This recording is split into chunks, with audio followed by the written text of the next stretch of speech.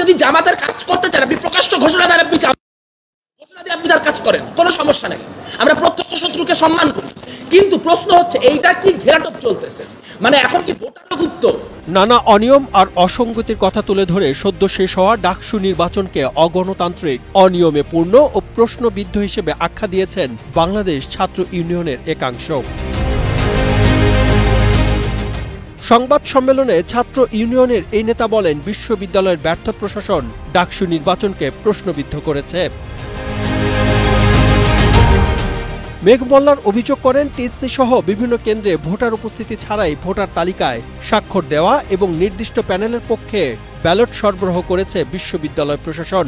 এ সময় ভোটার তালিকা ও CCTV footage প্রকাশের আবেদন করা হলেও প্রশাসন কোনো পদক্ষেপ নেয়নি বলে অভিযোগ তার। টিএসসি সহ বিভিন্ন ভোট কেন্দ্রে ভোটারদের নির্দিষ্ট প্যানেলের পক্ষে ভোট দেওয়া, ব্যালট পেপার সরবরাহ এবং ভোটারের উপস্থিতি ছাড়া ভোটার তালিকায় উপস্থিতির স্বাক্ষর নিয়ে নেওয়া সহ নানাবিধ জালিয়াতির সংবাদ নির্বাচনী সময়ে গণমাধ্যমেই প্রচারিত হয়েছে। 2, বিভিন্ন ক্ষেত্রে বিভিন্ন কেন্দ্রে ভোটার ও ভোটদানের হারে অসামঞ্জস্যতা পরিলক্ষিত হওয়ায় অধিকাংশ প্যানেল এবং একাধিক স্বতন্ত্র প্রার্থী ইতপূর্বে স্বাক্ষরকৃত ভোটারদের তালিকা এবং ভোট কেন্দ্রের সিসিটিভি ফুটেজ চেয়ে ঢাকা বিশ্ববিদ্যালয় প্রশাসন বরাবর আবেদন করেছে, কিন্তু ঢাকা বিশ্ববিদ্যালয় প্রশাসন এ বিষয়ে বারবার আশ্বাস দিলেও কার্যকর কোনো পদক্ষেপ গ্রহণ করেননি। আকাঙ্ক্ষিত এই ভোটে ব্যবহৃত ব্যালটে কোনো ক্রমিক নম্বর ছিল না অভিযোগ করে মেঘ মোল্লার বলেন, এই ভোটে নকল ব্যালট পেপার ব্যবহার করা হয়েছে। বিভিন্ন ভোট কেন্দ্রে ব্যবহৃত ব্যালট পেপারে কোনো ক্রমিক নাম্বার ছিল না।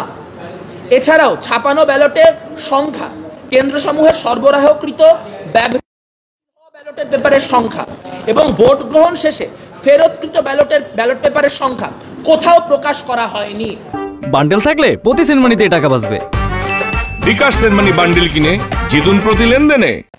4, নির্বাচনে পেপার কোন স্থান থেকে ছাপানো হয়েছে সে বিষয়ে কোনো তথ্য প্রকাশ করা হয়নি।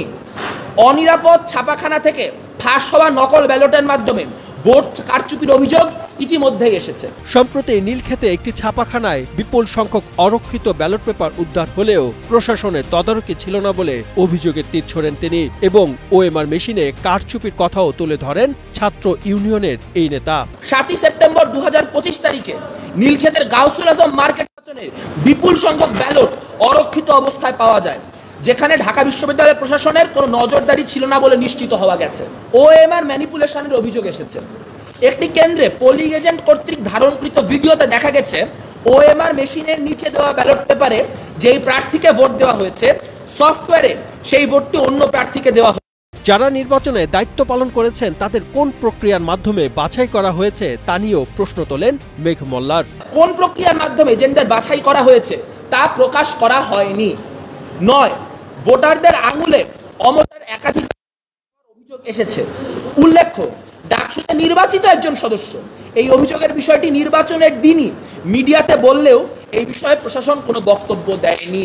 নির্বাচনের প্রতিরোধ পর্ষদ প্যানেলের সাধারণ সম্পাদক পদের এই প্রার্থী বলেন, বিশ্ববিদ্যালয় দাবি করেছে 32,000 ভোট পড়েছে, তবে বাস্তবে এই তথ্য সঠিক নয় বলেও দাবি করেন মেঘ মোল্লার।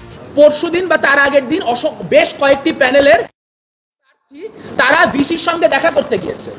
সেই ভিসির সঙ্গে দেখা করতে যাওয়ার যে ভিডিও, এই সফট প্রপাগান্ডাগুলি জনগণের বুঝতে হবে। সেখানে তারা কোনো বাড়তি তথ্য অ্যাড করে নাই, তারা কি করছে, পিছনে করুণ মিউজিক লাগাই দিছে। আপনি যদি জামাতের কাজ করতে চান, আপনি প্রকাশ্য ঘোষণা দেন, আপনি তার কাজ করেন, কোনো সমস্যা নেই। আমরা প্রত্যক্ষ শত্রুকে সম্মান করি, আমরা প্রত্যক্ষ সমর্থন করি, কিন্তু প্রশ্ন হচ্ছে এইটা কি ঘেরাটোপ চলতেছে, মানে এখন কি ভোটারও গুপ্ত? নির্বাচনে অনিয়ম, শিক্ষার্থীদের প্রত্যাশিত ভোটাধিকারকে ব্যাহত করার অভিযোগও তোলেন ছাত্র ইউনিয়নের এই নেতা। সাতমান সাকিব, কালের কণ্ঠ।